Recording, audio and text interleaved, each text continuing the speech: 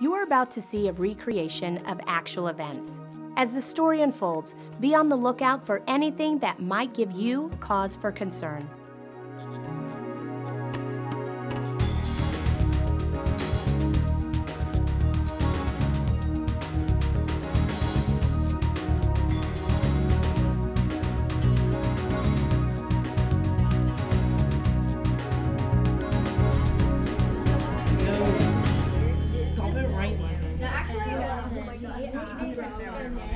I said so. Like total oh, guys, the ride's here. Okay, see you guys. Yeah, bye.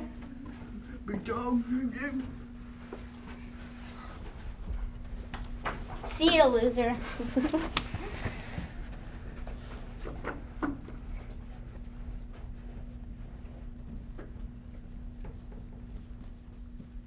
Hey, Josh. You still here? Yeah. Is your mom picking you up? Yeah. But she wasn't sure when she'd get off. Oh, she works at night? Sometimes. At her second job. How about your dad? He moved away after the divorce. I never see him. Oh. Josh, I'm sorry. I didn't know. It's okay.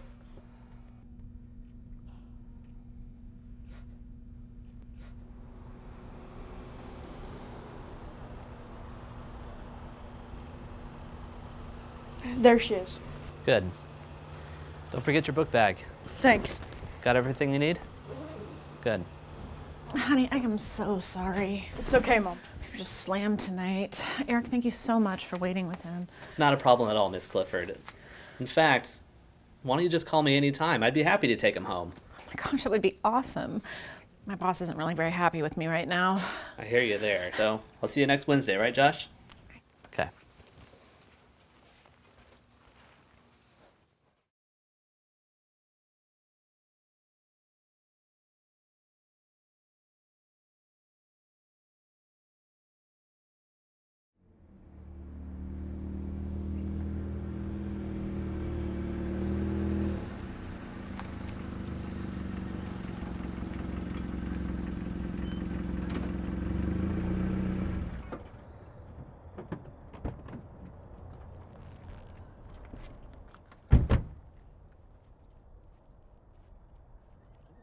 You don't look too happy tonight.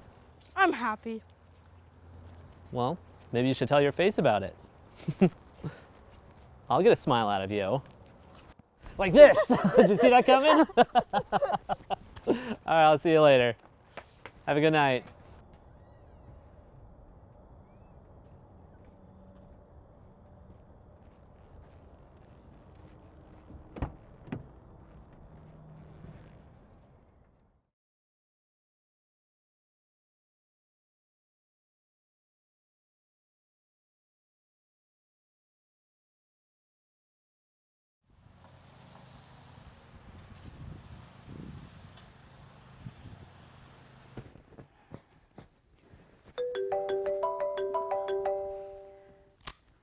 Hello? Hey, Miss Clifford, it's Eric. Hey, Eric, what's up? Well, this past week in religious ed class, we were talking about the flight out of Egypt. Yeah, he told me. Well, when I was taking him home, Josh showed a lot of interest in the pharaohs and the pyramids. Did he mention mummies? He did. That's why I called. Okay. There's a King Tut exhibition this week. I was going to go Saturday, and it just occurred to me that he'd really like it. If it's okay with you, I'd love to take him. Eric, you are amazing. I mean, Josh just thinks the whole world of you, and so, yes, absolutely. And thank you. He'll be so excited. And Eric, can I ask one more favor? Absolutely. Call me Mary. Sure thing.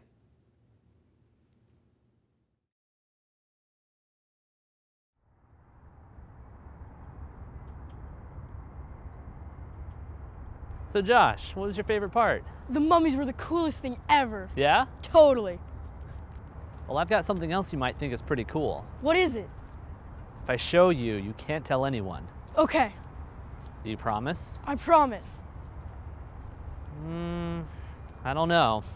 Come on, Eric, I really, really promise I won't tell anybody. Okay. I'm trusting you, okay?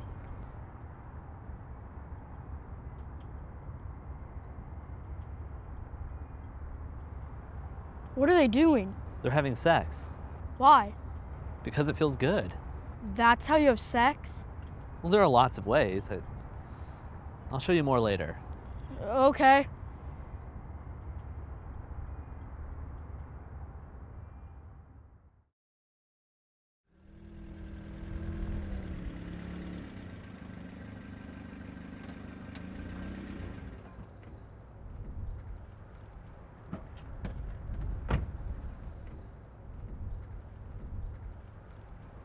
Hey guys, how was your day? Best day ever. Oh, that's great, honey. Hey Eric, you want to come in? Sorry, I gotta run. Another time? Absolutely. Josh, I loved our day together. Give me a hug. Bye, All right, Eric. see See ya. you next Wednesday. Oh, and thanks, Josh. Oh yeah, thanks, Eric. I had so much fun today. You're welcome, Josh.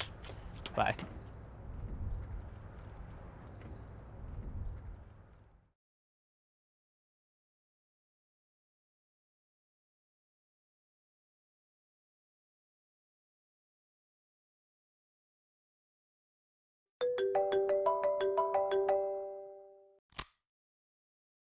Hello?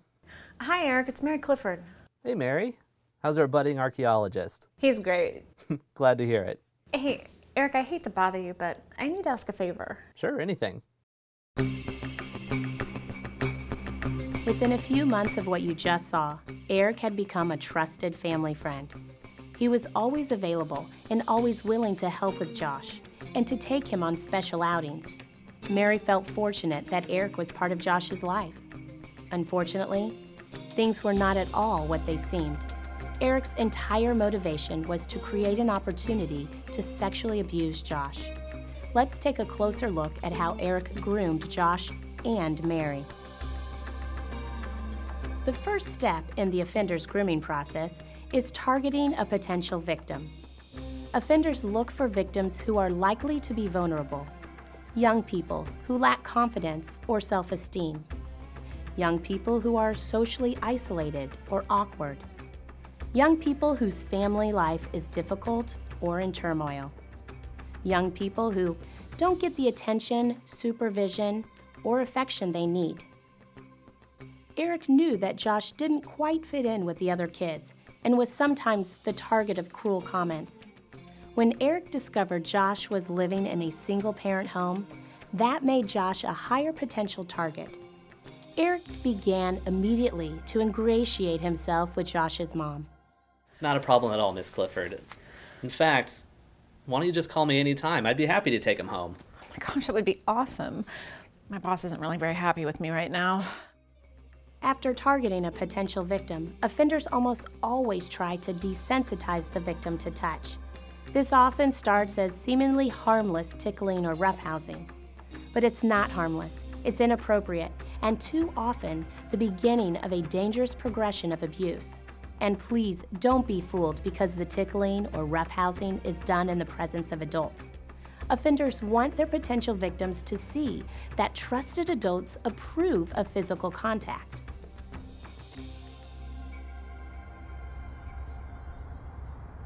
What are they doing? They're having sex. Why? Because it feels good. That's how you have sex? Well, there are lots of ways. I'll show you more later. Another tactic offenders employ is getting their victims to engage in prohibited activities. This certainly includes the use of pornography, but could also involve drinking, drug use, and other illicit behaviors. After encouraging the victims to participate, offenders convince their victims that there will be dire consequences if anyone finds out about what they've been doing. Well, there are lots of ways. I'll show you more later. How about now? I don't know. If your mom finds out, you'll be in huge trouble. Come on, she won't find out. She better not. Because if she does, she'll never let us hang out anymore. As the grooming process unfolds, the offender continues to build an emotional bond with the victim. The victim comes to trust and care for the offender, and the offender exploits that trust and care for his own gratification. Many times, even in the case of extreme abuse, the victim fears losing the relationship with the offender. That's one of the reasons why young people are reticent to report abuse. But if the offender becomes concerned that the victim might tell someone about the abuse, the offender may resort to more aggressive methods. For example, the offender may threaten to harm the victim or someone the victim cares about, or the offender may take a different approach. How much trouble are you going to be in if your mom finds out about the pictures you've been looking at? A lot. And do you want your friends to find out what you and I do? They'll think you're totally gross.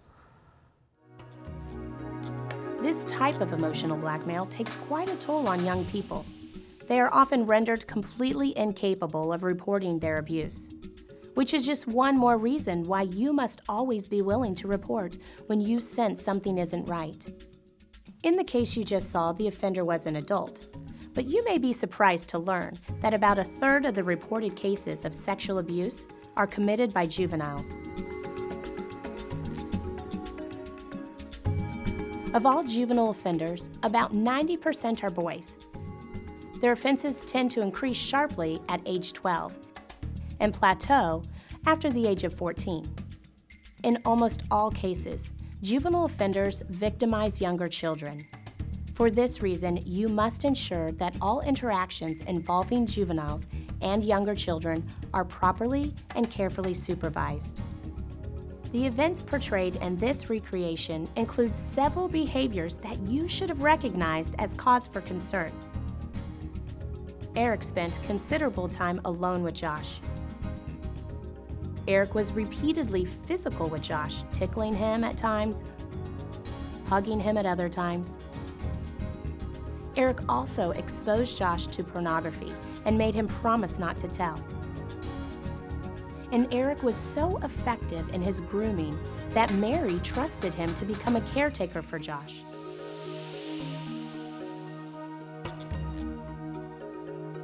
If you were aware of this series of events, you would of course be deeply concerned about Josh's welfare. But it's unlikely that you or anyone else would observe all of these concerning behaviors.